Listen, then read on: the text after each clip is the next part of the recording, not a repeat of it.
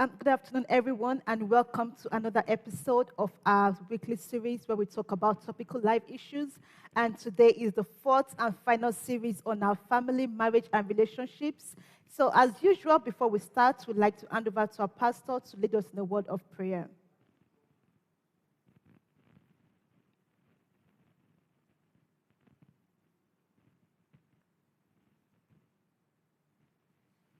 We want to thank God for everyone that God has been using for this program. Let us pray. Heavenly Father, we want to say thank you. We give you praise, honor, and adoration. Lord, we commit today's discussions into your hands. Father, let your name be glorified. For in Jesus' name we have prayed. Thank you. Thank you, Pastor. As I said earlier, so today is our final episode of our relationship, marriage, and family series. And we've got two amazing speakers with us today, Dr. Damilola Omodara, and then we've also got Mrs. Tolufabiyi. Those of us who have been following us on the series will be familiar with Mrs. Tolufabiyi already, as she has been a regular on this episode. Today, our focus will be on the parent-child relationships, and we have the opportunity to ask our speakers questions around managing relationships with your children. I'll just give a quick bio on our speakers. So Dr. Damilola Omodara, she's a wife, she's a mother, and she's a lecturer in global public health at Queen Mary University in London. Mrs. Tolufabiyi is a certified relationship counselor. She's a lawyer, and she's married to her best friend, and together they both pursue intentional relationships. So don't forget to ask your questions on Slido. You have the login details scrolling on your YouTube video as you're watching. So to start us off then, Mrs. Dr. Omodara, I'll start with you. Just give us a bit context on parent-child relationship. Why is it important? What is it and why is it important? Thank you very much for the opportunity. I think I would just like to start off by, thinking about the word friendship and relationship. What does that mean? And it's very key in the life of our children. I believe friendship or building a relationship with your children should be reciprocal. Okay, so regardless of what age they are, it is important that we build a good relationship, a healthy relationship with our children. And when our children have a good relationship with us as parents, it makes their future brighter. Because, while I was preparing for the session, one thing that came to my mind that the Holy Spirit just laid in my heart is seeing ourselves as parents as light to our children. And they need that light to be able to see. They need that light to be able to move. They need that light to be able to make decisions. Yeah. And if we don't have a good relationship with them, they wouldn't be able to enjoy that. Dr. Omodara, we've lost your audio. Can you still hear me? Yeah, I can hear you now. Please carry on. Yeah, so I said it's very key and important that we have a very good relationship with the children, because it established a strong bond with them. Yeah. It makes them to be socially active, because the way we relate with them goes along with our faith, the way they're going to also relate with other people in the society. Thank you, Dr. So I think having a relationship with our children is very key and very, very important. Thank you, Dr. Omodara. I really, really appreciate that. I mean, you've talked a lot about healthy relationship and why it is important to have that with our children. We have an hour and they have to go on this and to discuss this in depth. But Mrs. Fabiyi, just to get your thoughts on the issue of parent-child relationship, what is it about and why is it important?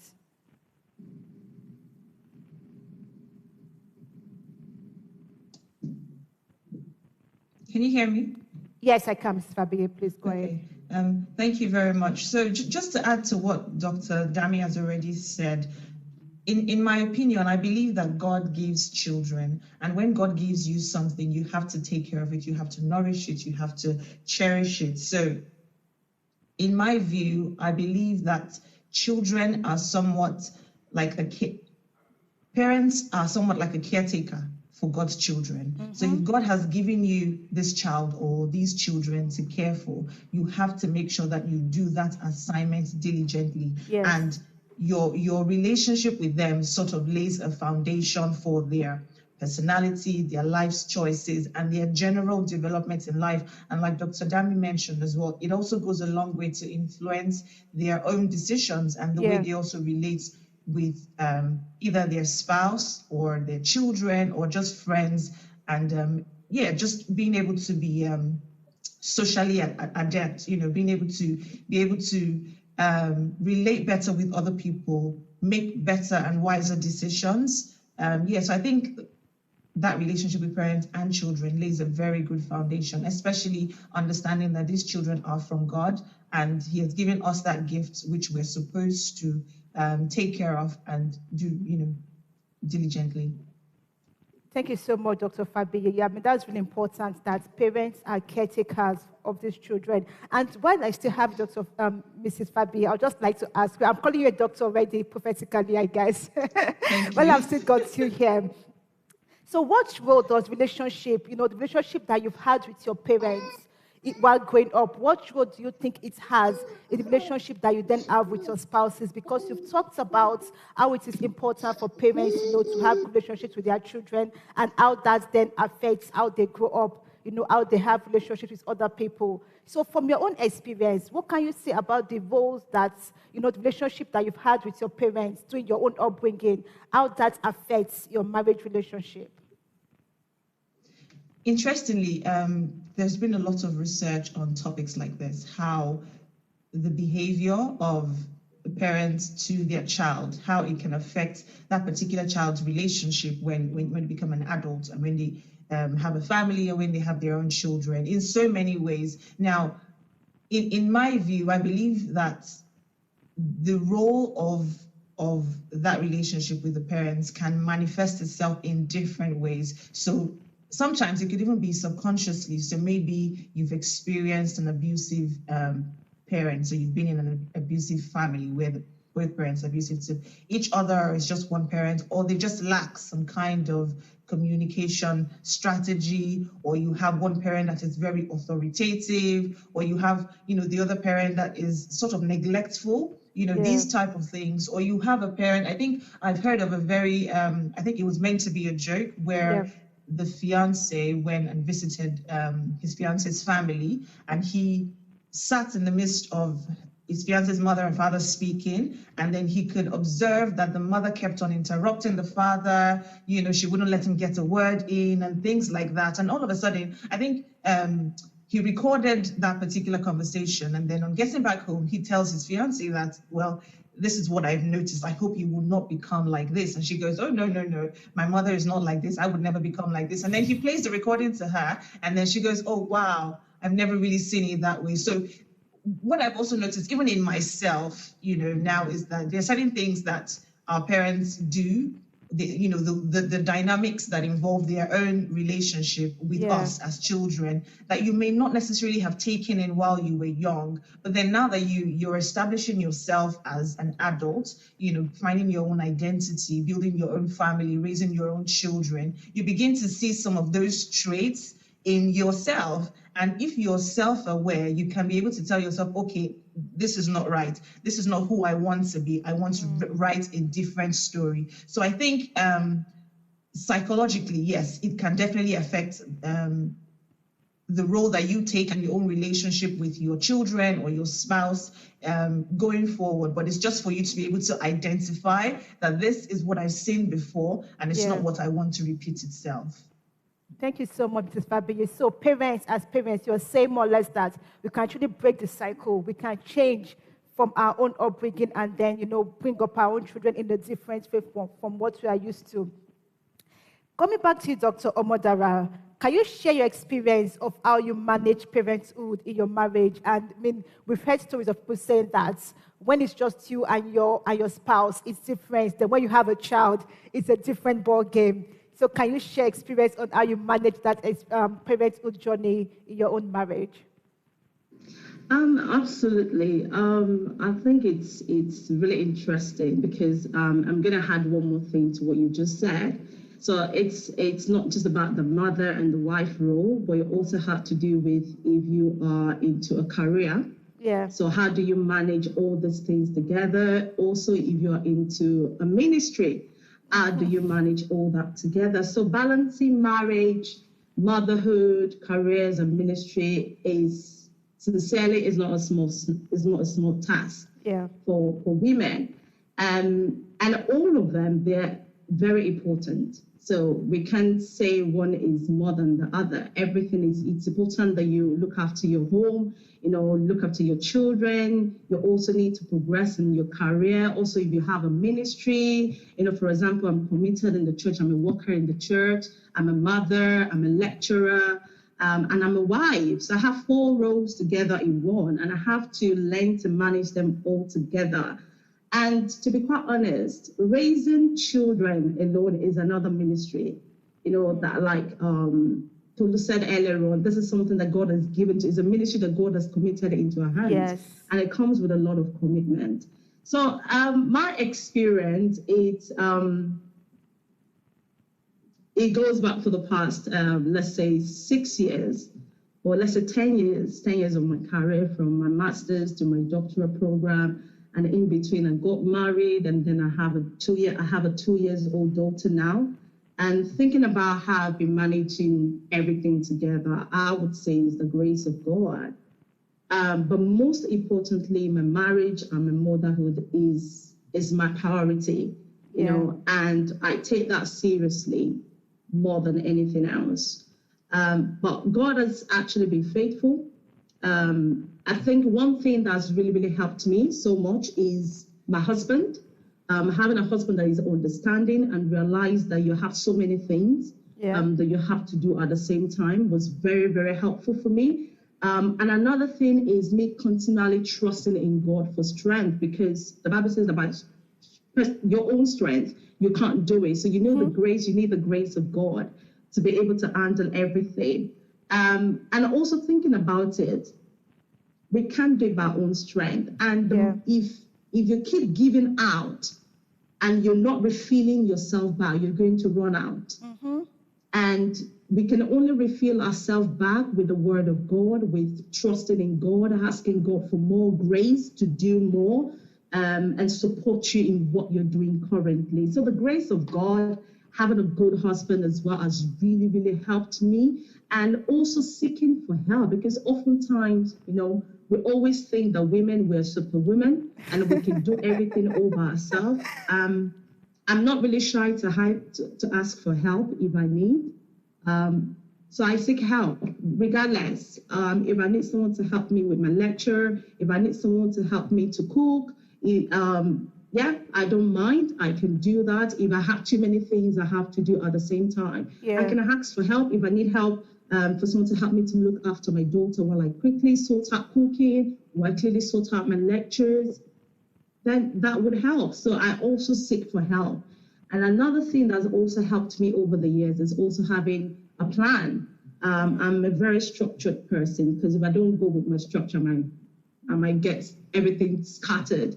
So I have a routine. I know what I'm supposed. When I go to bed at night, I think about the things I'm supposed to be doing the following day.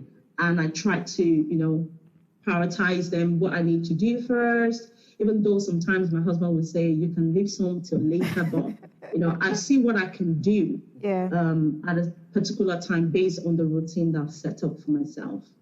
Thank you so much, Dr. Modara. That's really interesting. And you're right. Most times we women, we tend to be superpowers. I can juggle this and juggle that. And one of the things I would like to highlight from what you've said is it is okay to ask for help. It's okay to actually acknowledge that, I can't do everything. And that in itself is a form of strength. So I would like our viewers not to forget that helpful nugget from Dr. Modara. I'd just like to point out this fact that we are waiting for Pastor Ukiwe to join us from Nigeria. He's having some connection issues, and we hope to have him with us shortly. And therefore, our viewers at home, don't forget that you can also ask your questions anonymously on Slido. Would like to hear from you as well, and feel free to also pose your questions to any of our speakers. So, Mrs. Fabiye, I would just like to ask that, is there an ideal age to begin communicating with your children? And if yes, what age do you think is ideal? I know that there are so many stages of childhood or being a child, and I can also say that I'm still a child to my parents, but is there an ideal age where you start communicating with your children as parents? Okay, so can you hear me? Yes, I can, please. Okay, so there are different stages, like you rightly said, to child development. So you have the newborns, you have the infants, you have the toddlers, you have preschool, you have school age, and then you have adolescents to adults. Now, again, with what research has shown, because there's never really one size fits all, but with what research has shown, the ideal period or stage to actually start communicating is when the child starts to have that cognitive development, where they're able to identify things, they're able to point things out, they're able to remember things. And this usually is around, I think, 18 months to about 3 years old. Okay. That's usually the toddler stage. So we don't have to wait till you think they're 6 and they're going into school and you think, oh, now that they can speak, they can articulate themselves properly. So if I go based off what research has shown, and normally this relationship with parents and children, a lot of people have studied it because it raises so much questions, so much concerns that people always want to find out what exactly is it, how can we get it right, if we're getting it wrong, what do we do? So if I go based off research that has been done, usually from that 18 months to about 3 years old is the perfect time to actually start communicating, because this is when the child's brain, the child's different things starts to develop in the mind of the child. They're able to identify things, they're able to remember and point things out. So from there, you can start communicating and imbibing that culture, that behavior, those positive words and encouraging words in their lives. Yeah, thank you so much. But just to follow up on that, so you said from 18 months, from based on research, but then in practical terms, so how can you communicate with a child of 18 months? How do you start communicating with babies or children at that age? So you pretty much start engaging them in conversation. So you can see that they're willing to learn certain things. They point certain things out to you. So they could say mommy now, they could say daddy now, they could say table, they could say food, different types of things. So you have to be willing to engage in conversations with them and not just take the one word that they might utter, or if they point at something, it's almost like they're seeking what's the word I'm looking for? They're seeking that engagement now that they're aware about certain things. So take that opportunity to build on that, and you never know, different children learn fast, they learn at different degrees. So if you're able to put in more, than what you would normally have, or depending on what your own experience was as a child or what you saw your younger siblings have, if you're able to do a bit more, you would definitely see that difference, as opposed to if you just left them to do the babbling that they would normally do. So just engaging with them, and you never know, those engagements might cause them to want to learn more, want to know more about things. And then when they get to the stage of preschool, they're somewhat wiser. They know things more than what some other children might know, because they just didn't have that engagement with their parents, either whether just the father, the mother, or both parents at home. Yeah, thank you so much for that. So it's important to keep engaging with them. And I would just like to ask you this question. So how are attachments formed? I know you've talked a bit about that actually, but just again to expand on this, that how do we form attachments between parents and children? Okay, so normally when you're building a relationship with a child as a parent, it can go either in two ways. So you can either have a secure attachment type of relationship or an insecure attachment. Now, the insecure attachment can go off in three ways. So it could be where someone is just anxious, or someone is avoidance, or someone is disorganized. Now, I'll explain. Insecure type of attachment between a parent and a child, the child knows that they have that security, they have that love, they have that bond with the parents. So if there is a breakaway, so say the parent has to leave or the child has to leave, they both know that that relationship is secure, so they can always come back to each other. Now, with insecure attachments, these type of relationships, the children don't necessarily like being away from the parents. And if you have noticed as well, or if you know,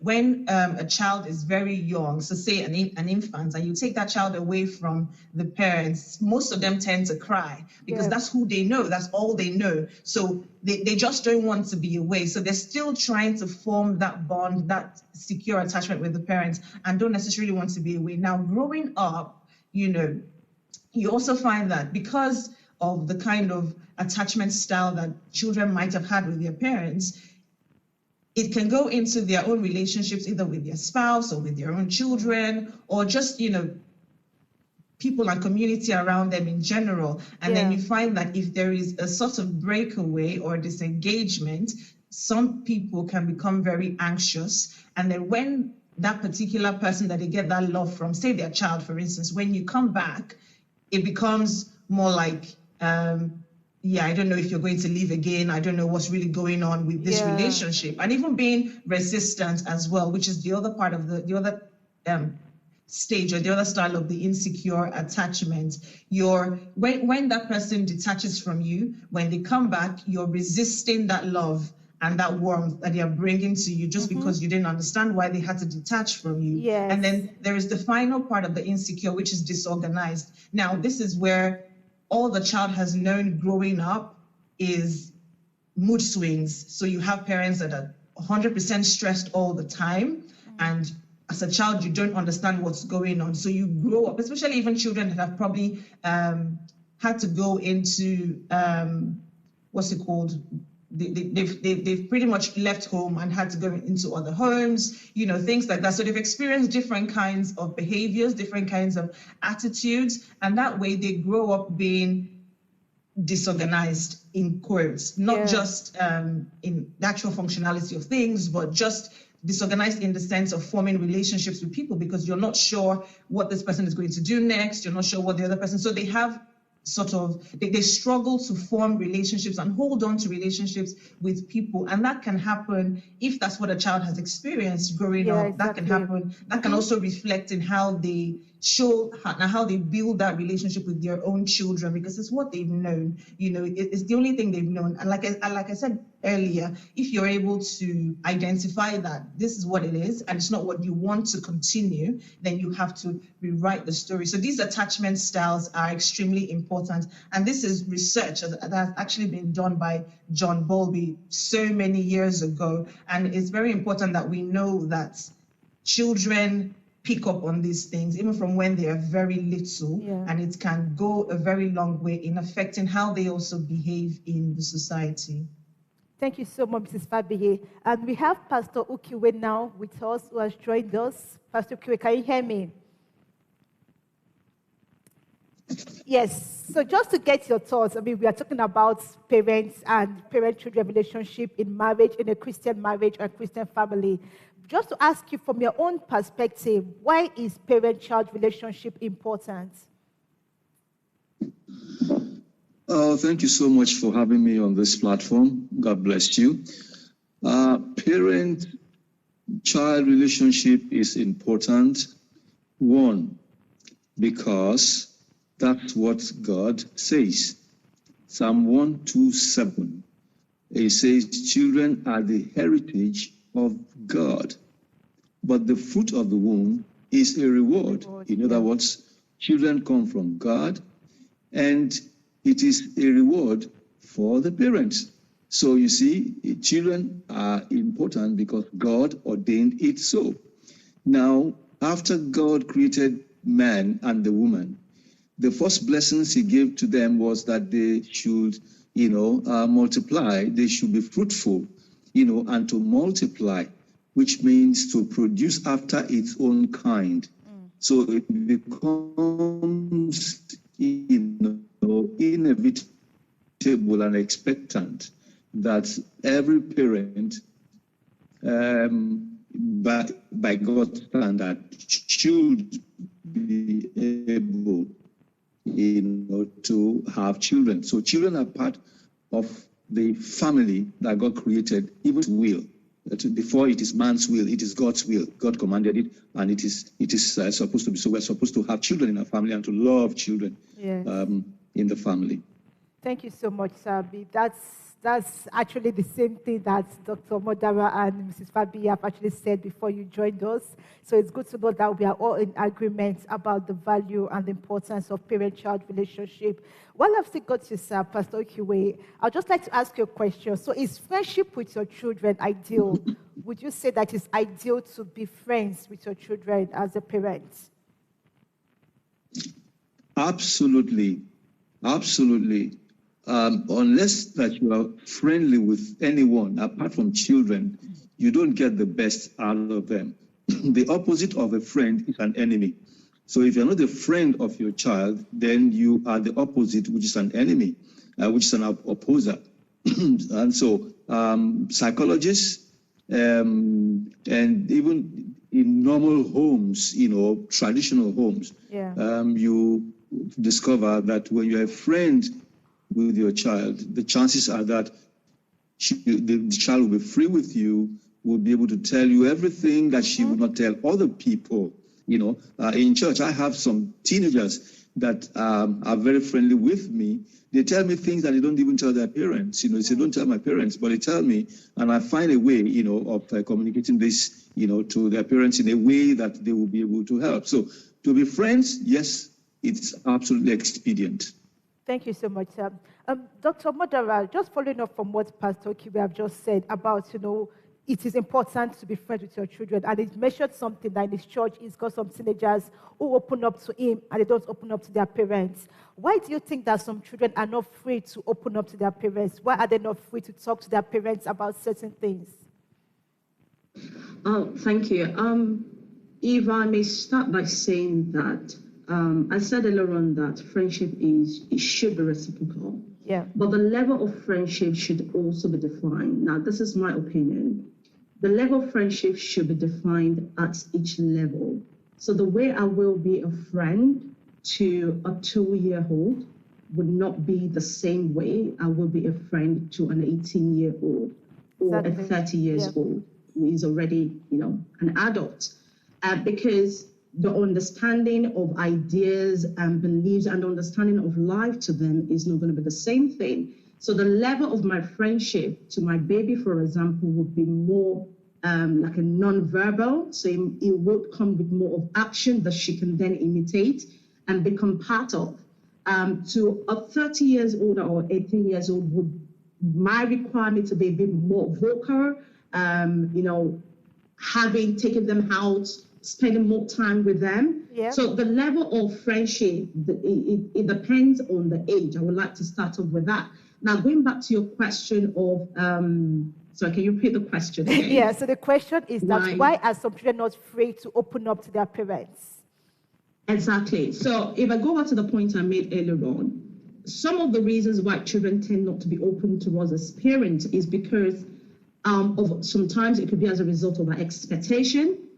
Okay, so like I said earlier on, the way I communicate with a 2-year-old, if I'm expecting the same response with someone that is 18 or 20 years old, 30 years old, they wouldn't want to talk to me because they believe that I wouldn't understand them. Yeah. Because I'm treating all of them at the same level. So it is important that we understand that the expectation at different level is different, and what a teenager would expect from me might be higher than what a 10-year-old would expect. Yes. So, and if I don't meet up with that expectation, they would run away. They wouldn't want to talk to me because they believe I probably wouldn't even understand them.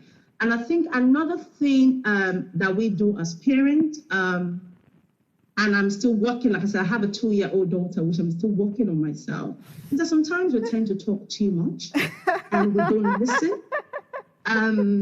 And we don't listen to them. And sometimes because of their development, sometimes they talk and all they're expecting us to do is just to listen and just understand them, what they meant by those words or what they meant by those actions. So that's another key thing. That's another reason why teenagers or children or our children don't talk to us, is because we talk too much. Yes. And we give them less time to talk. For us to listen back to them. And also, another thing is, we tend to be judgmental sometimes.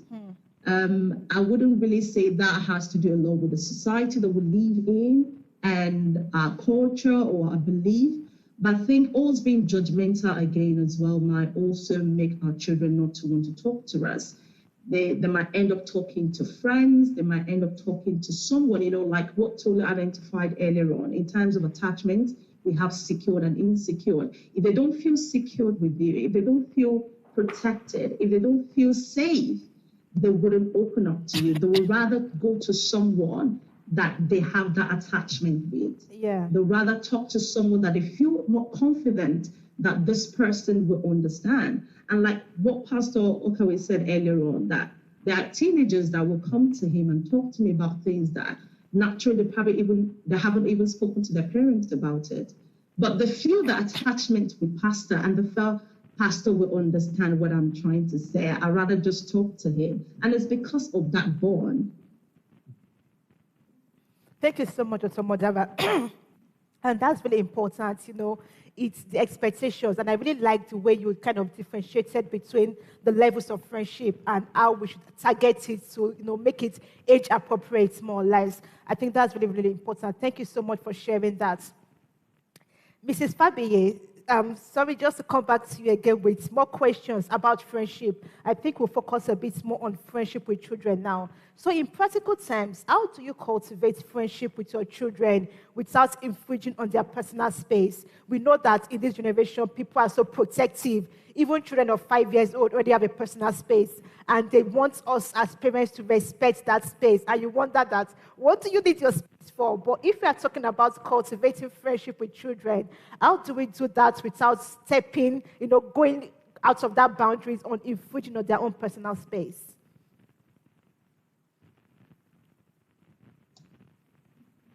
Thank you. So I think I would just build, can you hear me? Yes, I can. Okay, so I will just build up on what Dr. Madara has actually said, which interestingly enough is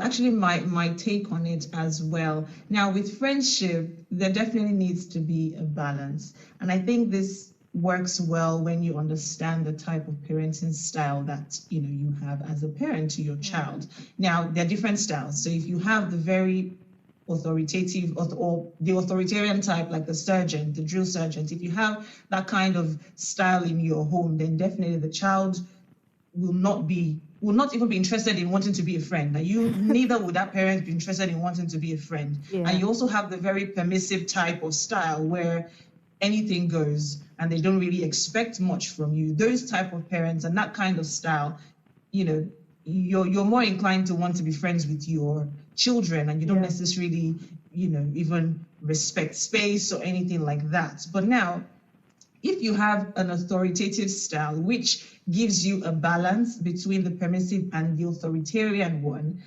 you will understand that building that friendship, like Dr. Madara said, there is a line. You have to define what the friendship is. Now, with friendship that we know normally, nobody is in charge. No one tells the other person, this is what you must do, I'm the one above you or anything. But in a parent-child relationship, there needs to be standards, there needs to be limits. So understanding that you are that caretaker, like we mentioned earlier, you're the one in charge, you're the one with that authority and responsibility over this child, to foster that kind and cultivate that kind of friendship that will not allow you to sort of, cross your boundary, if you want to say, or go into their own space. It's important that you start early. Now, you start early by being available. Make them aware that as much as you want to be close to them, you also want them to understand certain boundaries, certain limits, responsibility, things like that. So be available. Communicate. Now, when you communicate, like Dr. Mudara said, you don't just talk. Sometimes a lot of young children, they just need people to listen to them. And then when you listen, when you're available, when you listen, you intentionally show that I am here to actually hear what you need to say. I'm here to understand where you're coming from, because your life as a teenager or as a young child or as a young adult is going to be very different from my life as a parent. Yeah. So I might not necessarily know what's going on in your circle, in your life, but I want to understand. I want to know what it is that you're going through and see how I can help. So being in that particular position gives that child a bit of, makes that child sort of relax to say, okay, my parents are interested, let me open up to them. But if you come up with that guard of what I say is what it is, whatever I say goes, nobody questions anything, nobody asks for any explanation, nobody asks for any reason, it's almost like, we must be doing a sort of drill army sergeant relationship in this home, you get, and this kind of drives children to want to go out to seek that advice or open up to other people. So again, be available, set boundaries, let them know these boundaries are healthy, for that child and for yourself, even as a parent. And I think it's also important for parents to understand that one of the goals of adolescence is really for the child to develop what is called individuation in psychology, which is a continuous process of that child as an individual trying to find their own identity, trying to seek themselves individually. And it's definitely a healthy process for that child. So it's something that should be encouraged. So if you see yourself as a friend to your child, there are definitely boundaries. You're a friend, but you're an authority. You're that responsibility over the child. So you definitely need to encourage that aspect of their lives. Because if you don't, when it's time for them to step out to the world, it's going to be difficult for them to be able to integrate and for them to be able to socialize the way they should have, because you didn't encourage them to find their own identity. You didn't encourage them to seek certain things for themselves, so they know how to handle situations, handle problems, when they get out to the world. So friendship is important, but that boundary is there, and there's so many practical ways to do it. Like I said, start early, engage and be intentional, be available in really wanting to find out what it is with them. Because to be honest with you, it really isn't just about being physically present, in quotes. There are lots of things you can do while you are physically present. Because in so many homes, I'm sure you would have heard that the parents are providing the money, the children have that, there's enough of it, that's not in question. And then they're at home. So the father can be in the same living space as that child, but there is no sort of relationship between the two of them. But then you hear, but I've always been available, I've always been present, I've always been here. You really haven't. So there's a lot of emotion as well that a lot of parents fail to contribute into the lives of their children, which we need to be able to bond and get closer to each other. So not just being physically present, but intentionally and mindfully being available to know what it is that is going on with them. Thank you so much, Mrs. Fabi. That's really powerful. No, not just being physically present, but being engaged. And I think that goes back to what you said earlier on about engaging with them and listening. I mean, you also talk about listening, as Dr. Modera did. I think listening is a more difficult art than speaking. We are quick to voice our opinions. We want to be heard, but sometimes you just need to shut up and listen to them as well, make them understand that their own opinion counts. Just to remind our viewers at home that if you have any questions, please feel free to post them on Slido. Remember that you can post your questions anonymously as well. And Pastor Okiwe, I would like to pick up on something you said earlier on about teenagers in your church coming to talk to you about things that they won't ask their parents about. So from your own experience with those teenagers, why do you think they're able to come to you? What makes it easy for them to speak to you about things they will not speak to their parents? How do you cultivate their friendship with them? Well, thank you very much. Can you hear me? Yes, I can hear you, sir. Okay, because the voice has gone down on my own side, so I was just wondering if you can hear me. Now, you see, we talked about friendship. I appreciate the fact that, the kind of friendship that you have with a 2-year-old is not the same as you exhibit with a 20-year-old. I appreciate that. But friendship here is, you're talking about trust. When you're someone's friend, they will trust you.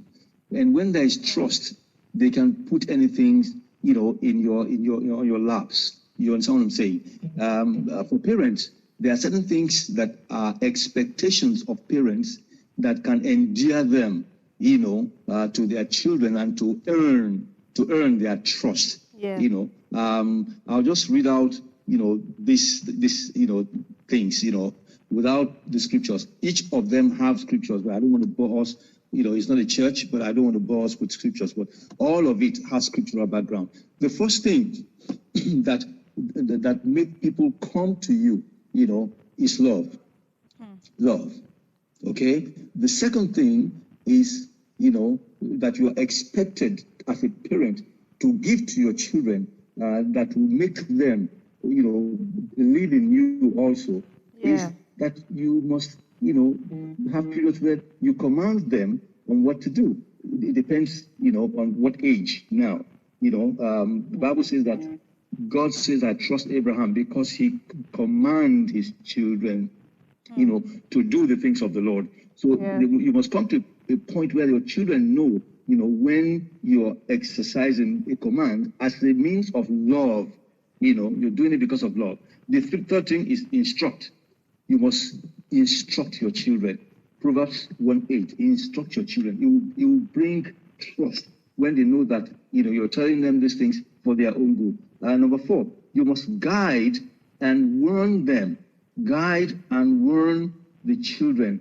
If you guide them, they know that, yes, you're telling them what to do and what not to do. You get that 1 Thessalonians 2:11. Restrain them. Restrain. You must learn to restrain your children from doing what's wrong. If you don't, you will lose their respect. You lose their trust. They'll just know that, look, this man, it doesn't matter. Look at the case of David. David, because of his attitude, lackadaisical attitude, he's a very good leader. He's a very good king, but he was very weak with his children. Amnon raped the half-sister. He didn't do anything. Absalom killed Amnon because of it. He didn't do anything. The man ran away, came back, he accepted it. So it's like, let's not talk to him. This is the kind of a person that he is, So you must be in a position to restrain your children, when they're doing anything that is wrong. Eli's children went bad because God says that he did not warn them. So there's a place, for warning and for restraining your children from doing what was. Number 6, you should be able to know when to punish. It's there in the scriptures, Deuteronomy 21:18-21. There's a place to punish the children when they do what's wrong. I mean, punishment must be commensurate with the offense. You don't take a sledgehammer because, somebody's done whatever. It must be commensurate. So that they don't think that you are wicked or that you hate them. Okay? There is a place for chastening. To chasten is different from the punishment. Hebrews 12:7. There is a place you have to learn to nourish your children. Give them what their soul, their body requires. When you give them what they need at appropriate time, they will trust you, they will love you, they will want to do anything for you, even when you are chastening them. So nourishing your children, Isaiah chapter 1:2, and then supplying the needs of the children. Matthew 7:8-11.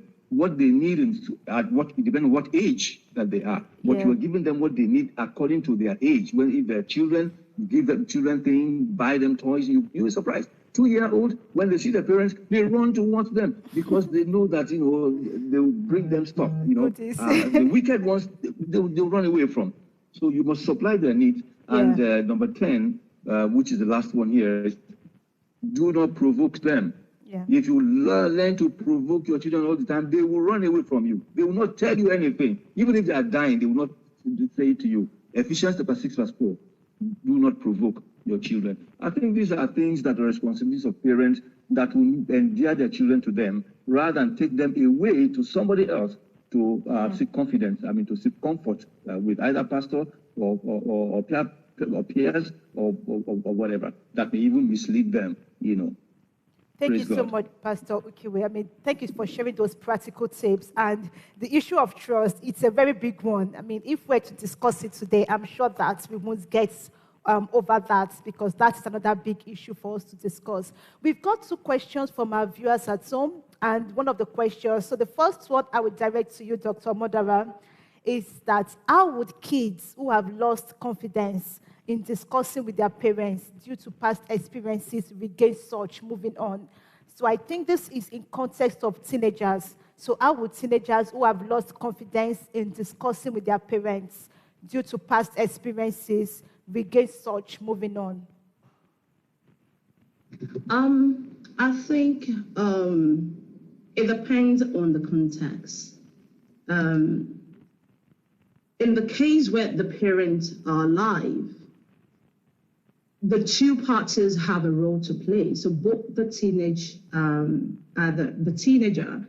and the parent have a role to play in that. Yeah. I think the very key thing that we also need to imbibe in our children right from when they're very young is the heart of forgiveness. It is very key, because even if the parents are willing to communicate, if they're willing to build that bond, and the teenager is not responding, still feel hurt, that there will be issue. No matter what the parents are doing, the father will still, and it will just go on like that for so many years. So I think it's very key that right from, no matter how young they are, we should need to learn to teach them how to forgive. And parents, if we fail, we shouldn't kill ourselves. We are humans. Things happen, but it's about, Tolu said something earlier, was about that self-realization of what you have done and try to make amendments. What do you need to do? Recognizing the child again. What is it that you've gotten wrong? How else can you make it right? Be interested. Make them feel more, you feel that you're more interested in what they're doing now. That's a way that you can help them, that you can help the teenager. So for example, if I would like to share an example. So if maybe you wanted your child to be a doctor or something, and just at the age of 14 years old, you realize that he's not even going to school, he doesn't want to go to school. And because of that, you lost interest, and then you created that disconnection between the both of you. Okay, the child might feel hurt that a parent or his parents are not supporting him, and that can go for long years. Now, how do you bring that back together? You just need to be interested in what they're doing. So if your child wants to play ball, you need to learn how to play ball, or you need to, if you want to be available, that okay, whenever you're going for your practice, I'm available next week. I'm happy to take you to your practice for the next 1 month. You need to show interest in what they do. And that's another way of bringing them back, and making them feel, oh, okay, yeah, I think mommy is getting to understand that this is what I really love to do. Yeah. But if you're not interested in what they do, that disconnection will still be there. So I think that's one thing. That's another way that we can, break that, build that bond back again, being interested in what they do and just show them love. I think that's very clear. That's the two main points that I would say. Thank you so much, Doctor. Thanks so much, Dr. Modaval. So, you've really shared a very interesting perspective, and that's from a parent's perspective. But let's flip it to the other side. So, from the teenager's perspective, then, how can you encourage such teenagers to gain the confidence to go back to such parents to start engaging them in conversations or communicating with them if they've had bad experiences with them in the past? So the parents can make efforts on their own part, but how can the teenager himself or herself build that confidence to then open up to such parents again? Dr. Mandara, yes, you're mute, okay. Okay, all right. I think, and for the teenager, what programs like this, encouraging our teenagers to listen to programs like this will go a long way as well to help them. Buying books for them, organizing, teenage development learning program for them as well can also help. For a teenager, it's actually really difficult for you to, if that thing has not been embedded in them right from the beginning, it's actually this is maybe realistic, and I'm sure it's medically proven. It's quite difficult for you at the age of 16 or 14 or 15 or 18. You're trying to change them overnight is not going to work. Yeah. You have to start as pastors, and that's why it's also important that we know the friends of our children. We know the kind of people that they work with. Encourage them to associate with the good people that would help them also to get to that level. It's quite hard because they've got to a level where they can make decisions on their own, regardless of whatever you told them. But we can only do our part as parents, we can only do our part as friends, and just putting things in place that we know that would help them. Thank you so much, Dr. Modava. Mrs. Fabiye, I would like to ask you this question. So it's again related to teenagers, and as I guess as Dr. Modava has said, that age is very, very critical for children. So teenagers and their youth crime. This is a question from one of our viewers at home, and the question is: do you think parents failed them? So do you think parents failed teenagers who are engaged or involved in youth crime?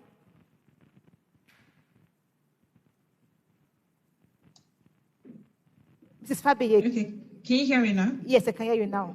Okay, thank you for that question. This is very interesting. I mean, I would want to say no, because parenting, especially teenagers, is never an easy feat. Now, I mean, again, not one size fits all, but there are certain situations where you can clearly point out that the parents might have failed the child in one way or the other.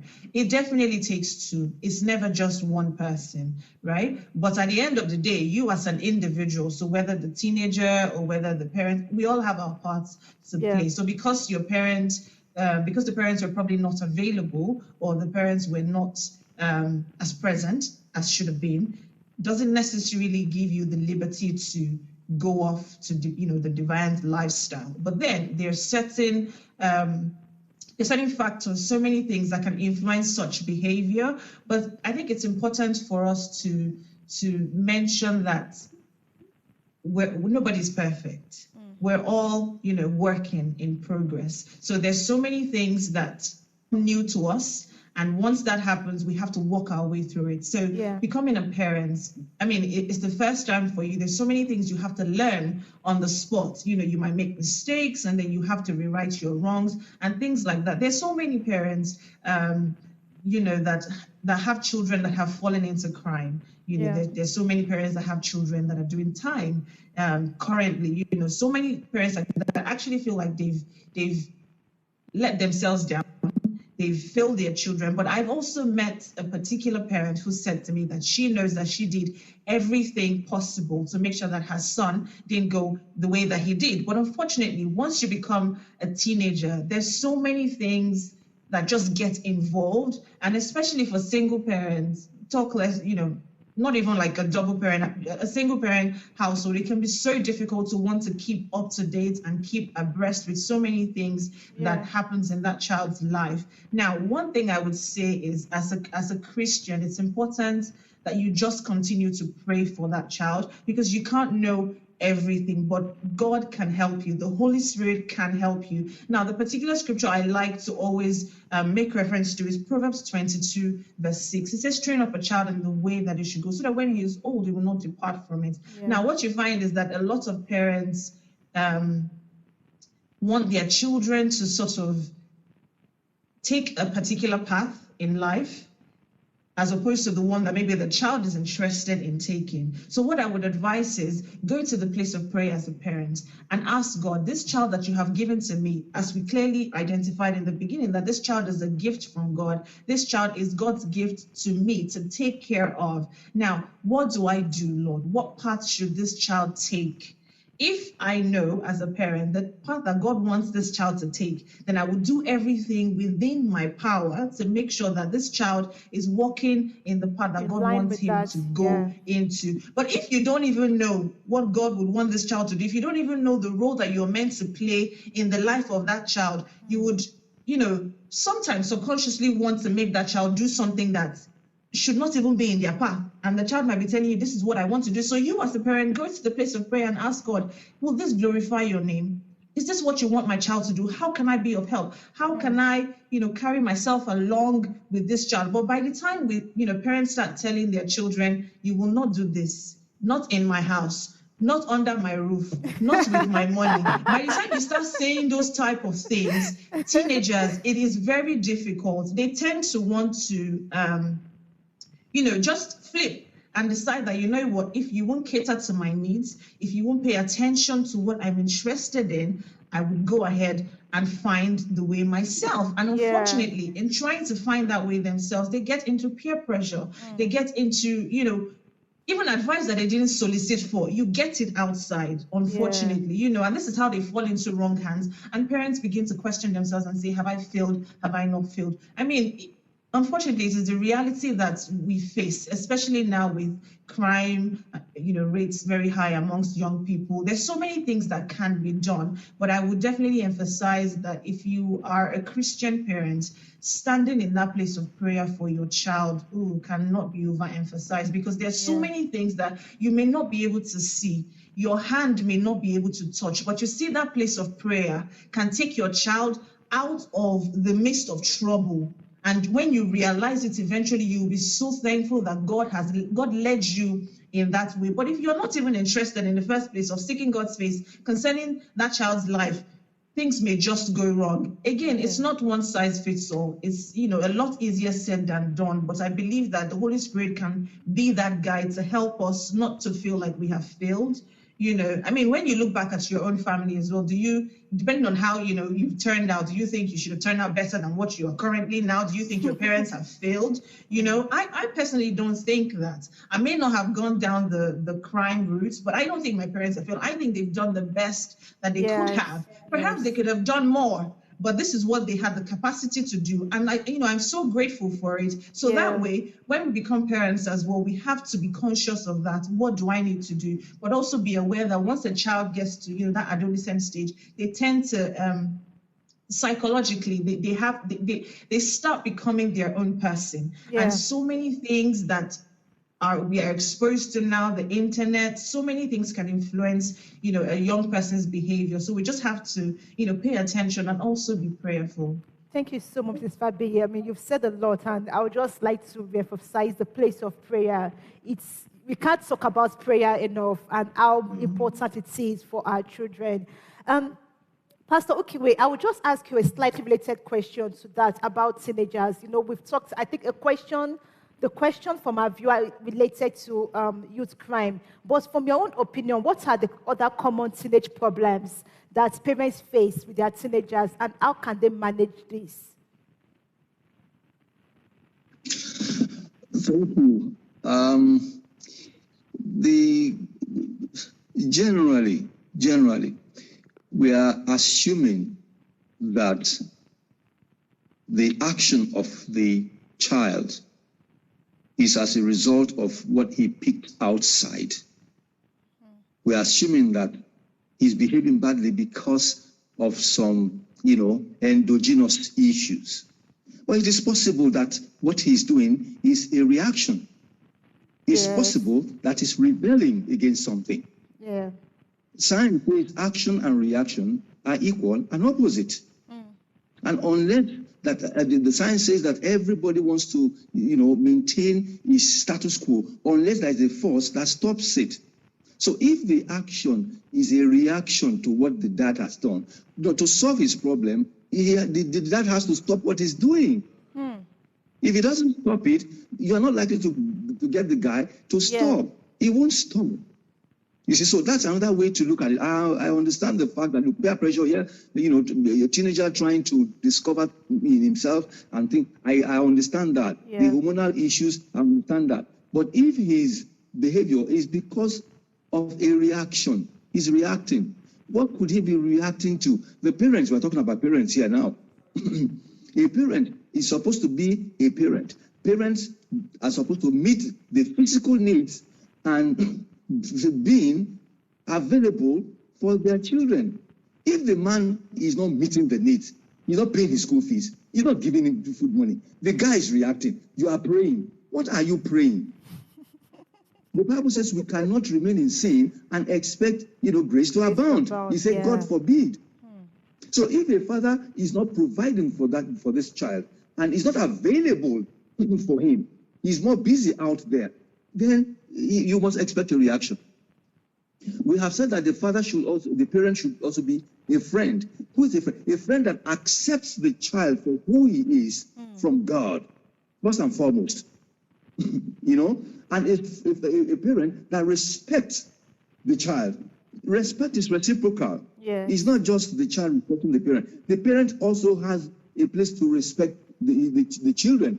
A parent that is appreciative You do a small thing, oh, thank you. Oh, that's good job. Thank you. Appreciating will make him do more. Yes, You know, a yes, parent yes. encourages the child. You encourage when he does something good. You encourage him. Oh, you know how to draw. Oh, that's good. You know, keep on. If you do that, there will be the bonding will be stronger. A parent is supposed to be a trainer who tells him what to do and shows him how to do it. Yeah. You are leading by example. Not that you're just saying, hey, be a good guy, don't smoke, but you yourself, you're not doing it. Yeah. So you must be a parent who's a trainer, a coach. Like we call our Daddy Gio, he's a coach. So we look up to him, we do the things that he does because, all these bears that people are wearing these days because of they just want to, when you don't see me wearing, the Gio does not wear bear, you don't see any of the Ejios wear. Where are you getting your own bears from? Look, I know it's not a sin. I know. I'm just saying that people, you learn from what your parents do. Yes. When you're grown up and you live on your own, you have your wife or whatever. If you grow beards, I'll just laugh at you as but you didn't used to do this now, just in a subtle way. So a parent is also, apart from being a trainer, is supposed to be a priest. A priest who teaches his child the way of the Lord and represents him before God through effective intercession from childhood, not when he becomes a teenager and he becomes inquisitive. If every morning you wake him up at 3 years old, 4 years old, my children, they wake up in the morning and knock at their door, come to the morning devotion. They come to morning devotion. We'll sing praise. You sing today. You sing tomorrow. You lead opening prayer today. You lead opening prayer tomorrow. I give the message. Next time, mommy, you give the message. They hear different perspective. Every morning until they are 14. They're not likely to go away from it easily. I'm not saying it's impossible, but the chances are slimmer that they would do it. So making our children change could be we ourselves changing. Yes. But if it becomes a bit difficult, then we may need to bring in counselors like these wonderful people here who are trained in the art of counseling. If you need a psychologist, you get a psychologist to help them. All is just to help them, but we must first of all do our own part before that God will do his own part, or the child will also do his own part. Praise God. Thank you so much, Pastor Kiwe. And I really like I like your practical examples and, talking about as parents, being a coach, being a priest. There is this saying that do as I do. So not just do as I say, but also let our lives be reflective of what we're asking them to do. And I pray that God will help all our parents, and I hope that the upcoming parents are not scared that parenthood is a difficult journey, and with God all things are possible. And in relation to that, actually, Dr. Modara, I will ask you this question because you've mentioned that you have a 2-year-old. So there's a question from our viewer that is asking that, how is life before kids as a young couple, and how would you say it has changed? Say that again, please. So the question is, how is life before kids as a young couple, and how would you say that it has changed? Life before kids, interesting. Life after kids, interesting. Well, that is a very broad response. Are there any practical changes? I don't think it's gotten better. I think it's more responsibility. It's more tax for me. Oftentimes, when I was still in school, when I was not married, I only probably wait. My campus wasn't too far from my accommodation, so I can still wake up 30 minutes before class and still meet up with my class. When I got married, I realized I have to wake up a bit earlier if my husband have to go to work, so I have to cook. Now, since I have a baby, is more responsibility. I have to wake up a lot earlier to get her ready. So I work in London. I live in Nottingham, which is far away. So oftentimes, for example, I have to wake up like 4 a.m. Get myself ready, get her ready, make sure everything is ready for everybody. And I probably went to bed like 1 a.m. because I've only had just 3 hours sleep, or sometimes maybe 1 hour sleep, and I'm ready for the day. So I wouldn't want to tell everyone that, oh, it's going to be easy. No, if you expect me to say that, no, it's not going to be easy. It's not commitment, it's not responsibility. But the grace of God, as always, like I said at the beginning, the grace of God, when I look back, when I reflect, it's been the grace of God. Sometimes when I look at myself, like, Damn, where are you getting the strength from? Yeah. But it's God. It's been God all the way. You know, you're not thinking about, I'm a mother, I'm a wife, I have a job, and I'm a worker in God's house as well. So you have so many, and I'm a daughter to a family, to two families, my in-law and my parents. You know, so the responsibility is still there. Yeah. It won't reduce, it would increase, but we can only but ask God for more grace to be able to manage them all together. Thank you so much, Dr. Omodara. And then we've got another question, which, well, this is interesting. And if possible, I know that we are running a bit out of time, but I would like everyone to actually be able to answer this question. So since I've still got Dr. Omodara, the question is, should my mom be looking at my phone? Don't I deserve to have my privacy? That's the question. So in just 2 minutes, how would you like to respond to that? Should my mom be looking at my phone? Don't I deserve some privacy? Yes. Now, it depends on the age. It depends on the level of your relationship with your mother. My mom is allowed to look at my phone at this stage. There's nothing I'm hiding. But when I was in my undergrad, this is me being sincere with you, and I was in my year 1 or year 2, and if my mom is looking at my phone at that point, I was like, no, Mom, what are you looking at? You know, I would try and put a pin that she's not going to be able to remember, you know. It doesn't mean that we still don't have that relationship then. But Tolu said something earlier on about respecting their space as well. Sometimes we just want their space. And it's important that we respect that. If you want them to be our friend, we need to respect their space. Without you even asking them, they will be the one to tell you.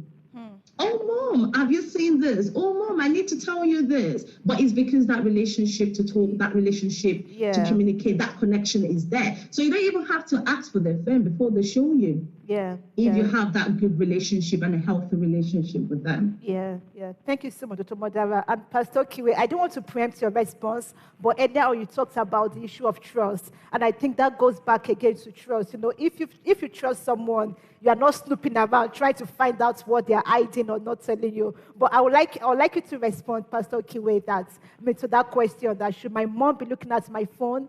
Don't I deserve to have my privacy? What's your thoughts on that? Thank you very much. You know, I said earlier on that if you are a parent and you are a friend to your child, you must, first of all, accept who they are. You must also respect them. You know, why would she want to look at the phone? Unless there is no trust. If he knows that you're a bad person, you're working with bad people, he doesn't want you to get into trouble, and she'll be interested in, looking at what's going on there. Who is calling you again? But if there is trust ab initio, even if the phone is ringing, he doesn't even want to look at it. There's trust. And then there's respect also. That, look, I respect that it is your phone, so what's the point? That's the way I see it. But if there's no trust, and you have not behaved yourself in a way that your parent can trust you, if you get into trouble, I get into trouble too. If the police comes to the house, for instance, because somebody named you, with something that was bad, I'm going to be involved. So that's it. You must respect your children. That's important. You must accept them for who they are. That's important. But if there is no trust, men, I need to take care of you and for me while you're still under my watch. Yes. Thank you so much, Pastor Kiwe. Mrs. Fabeye, your response to that, please.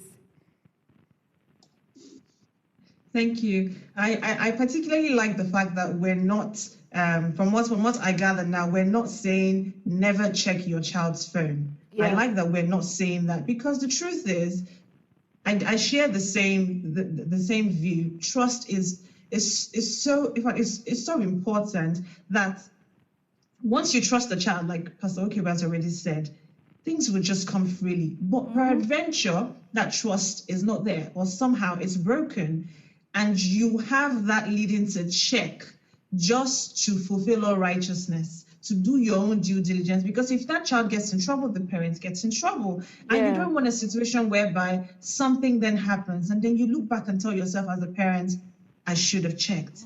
I should have done more. I could have done this. I could have. Now you speak in the past when you could have taken that liberty, you could have taken that extra step just to be cautious, just to prevent certain things. And this is why I also mentioned earlier that as a parent, as a Christian parent, if you are in tune with God about your child's life, there are certain things that you're not aware of, that even though you think that you're aware, you think that, oh, things are going fine. I know my child's friends. I know that my child will not do this. Nobody will say this about my child. You never truly know everything. No matter how close you are to the child, you may not truly know everything. So yes, respect their space, trust them, because then again, you've been living. I want to believe that you have been showing good example as the parents. So they have been learning from you. They know what is right and what is wrong. So you have that trust. You want to believe that I have trained this child up well, to the extent that if they say that my child did this outside, I will say never.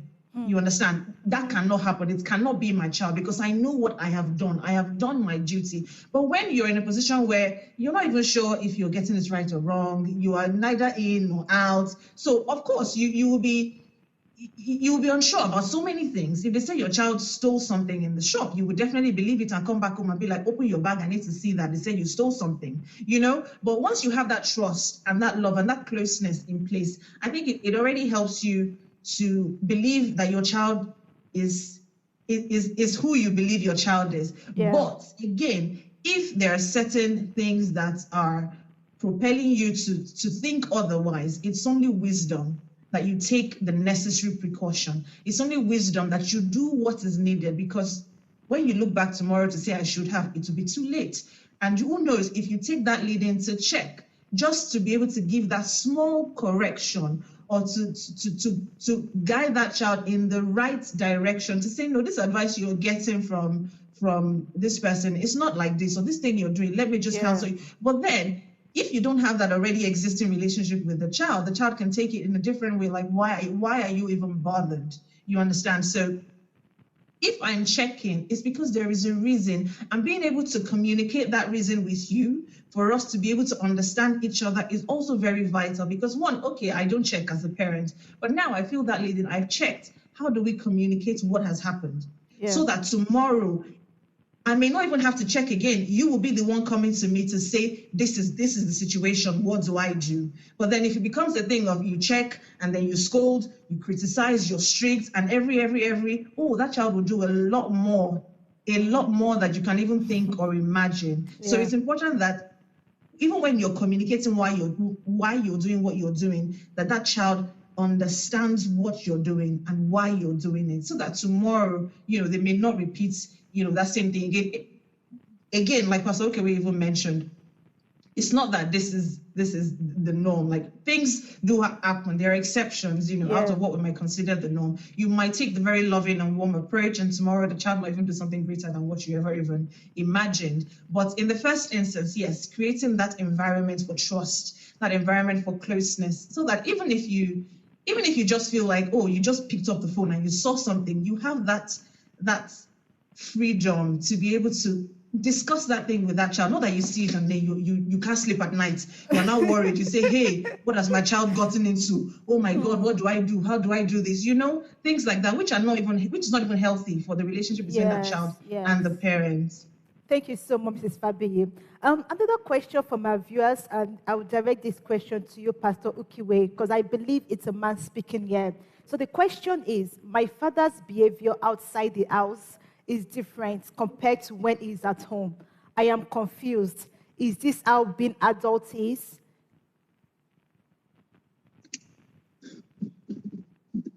Thank you. The father's behavior outside is different from his behavior inside. Yes.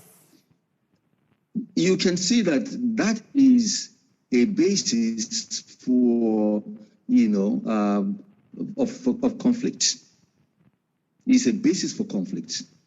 You are even confusing this child. That's not a good father, and that's not a good, a good way, to bring up a child. You are supposed to teach the child the way to go, so that when he grows up, he will not depart from it. But that's not what this man is doing. So if this guy, this young person, becomes, reactive, rebellious, you can't blame him. You can't blame him. And there are fathers like that. Yeah. They are nice inside, but they are very, very bad outside. You should lead by example. You should lead by example. You should lead by example. You should lead by example. Mm-hmm. Yeah, thank you, Pastor Kiwe. But in terms of this question, so I'm guessing it's a teenager who is... Okay, go ahead. Yeah, I'm guessing that it's a teenager... You want me to say what the boy should do? Can you hear me, Pastor Kiwe? I can hear you. Okay, yeah, I was saying that I believe it's a teenager who is asked this question. So the teenager is actually saying that he's confused. Is this how being an adult is? So what practical advice can we give to such person? Like you rightly said, that there are some parents like that, and we can't change that. But for this teenager, what advice can we give in terms of being, changing that opinion about what adulthood is?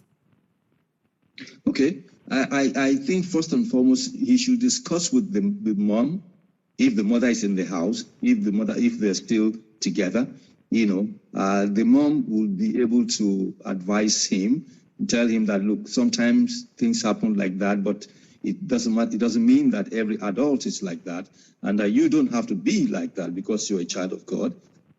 The mom can discuss, give some palliative, and you can discuss with his pastor also, and the pastor will be able to, lead him from the scriptures, how some people find themselves in a very, bad situation, but they were able to make the best of the bad situation. And you have that in the scriptures also. But they can also see a counselor, who will also, counsel him, how to go about it in such a way that he does not get degenerated. Yes. If for instance, if I had an issue like that, I'm going to be asking some questions from the child, the siblings of his father. Is there any of them that's behaving like that? The parent of the father, did he behave like this? Does he know if he behaved like this? I'm trying to see, because certain things are spiritual. Yeah. You can't rule that out. Psalm 11:3 says, if the foundation be destroyed, what will the righteous do? Mm-hmm. So you can begin to probe into the spiritual aspect of this and see whether you need to pray deliverance for him so that he himself does not grow into doing the same thing. So I would also look at that option of praying deliverance for this person if I have found out that there are foundational issues. Yeah, thank you so much, Pastor Kiwe. Dr. Modava, Mrs. Fabi, I wonder if you have any additional thoughts to share on this question in terms of advising these viewers. So if you have any different opinions to share. Dr. Modava first, please. I think what I would just say is also depending on the age of the teenager, if I'm to speak to that teenager, now we're not really clear on the context of that question. Yeah. It might be that the dad is very good at home, but to outsiders is just something else. Or it might be that it shows people from outside that, oh, he's a good man, but maybe at home he's abusing the children or abusing the wife, and the children are, seeing that. So it could be in both ways. Yeah. But for that teenager, what I would say is, the first thing is for the teenager to even open up to you. They're obviously seeing you as someone that they can confide in. So it's important that you guide them, you provide them the tools, everything that would help them, in that situation, so that situation doesn't impact on them negatively.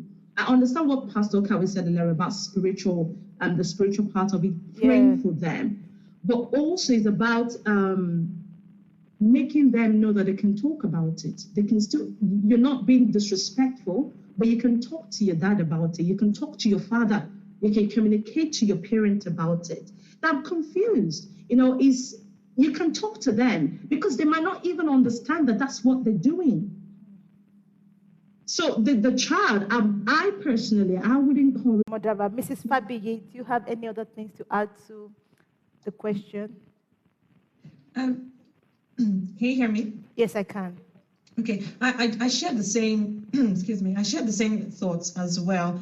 But interestingly, I would have, naturally just said, depending on the age of the child, go ahead and speak to your father. But of course, before you do, get that advice. So either from your mother, from your pastor, or a counselor. So this is what is going on. How do I approach this? Because I believe so much in the power of communication. This is what I have perceived. This is what I see as a child. Now, can I go in front of my father and discuss this? Because like Dr. Omodara rightly said, he probably has no clue that he's sending mixed signals. He has no clue that the example he is setting, he's messing up with the minds of these children. He has no understanding, which is probably why that is happening.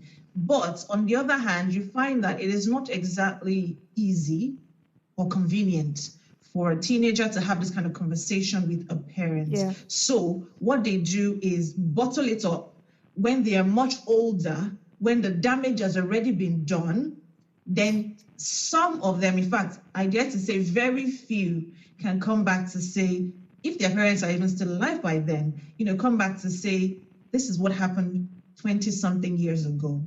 And this is the effect it has had on me, my family, my children, and just my relationship with society in general. I never understood why you were doing this. But at this point, it's too late to be healing any kind of wound that is already, inside. So I think if there is another member of that family that is aware, that is seeing what that child is seeing, I think just having that one person present to encourage the child or otherwise to say, this is really not what adulthood is like. This is not how it's supposed to be. You can see this, you're aware. So if you're not in a position as a child to be able to have this conversation with your father, you can choose to be different. This is what the Bible says about parents. This is what the Bible wants us to do as children of God. Because truth be told, there's so many fathers that if you try to have even just the most simplest of conversations with them to ask a question that involves why, it's a problem, because it's almost like you don't need why. What I said is what I said. So of course, that environment doesn't even give the child the liberty to want to say, Daddy, this is what I've noticed, what is going on, of which the child might be asking with so much innocence, because I truly want to learn. I want to understand, because I'm growing up to be a person. I'm growing up to have my own identity. This is my home. This is where I get my first, social exposure. I need to learn how to do stuff. So if I'm not able to communicate with you, to ask you why, to understand certain things, then I'm going to go out to do that. You understand? So it's always important that there's always somebody, so if it's the mother, if it's a relative, that is also seeing this thing, that can also guide the child right. But I would definitely encourage that child not to keep quiet. So take advantage of so many resources available to families, to parents, and to teenagers as well. So he or she can know how to approach that situation appropriately. Thank you so much. We've got 4 minutes left. We've got a last question. I said last because that's the question we can take last. I will direct this question to you, Dr. Modara, and then you can also share any few final tips you have. So the question is, what is your godly advice to parents who are in the habit of first blaming their kids, so to judgmental parents? And I know you mentioned this earlier on about not being judgmental. So what is your advice to judgmental parents who are in the habit of first blaming their kids before hearing them out? My advice to parents is always give up time to listen first. Just take a step back and understand from their perspective what they're saying. Because the way the brain tend to work, we respond quickly. especially to things that we don't agree with, or something that we don't, we're not supporting. The way the brain will quickly react to it is that you want to talk that, no, this is wrong, or no, you're not supposed to do it that way. But as parents, and again, it's not something that is natural. We need to pray for it. We need to pray for that grace, that God would help us to listen more.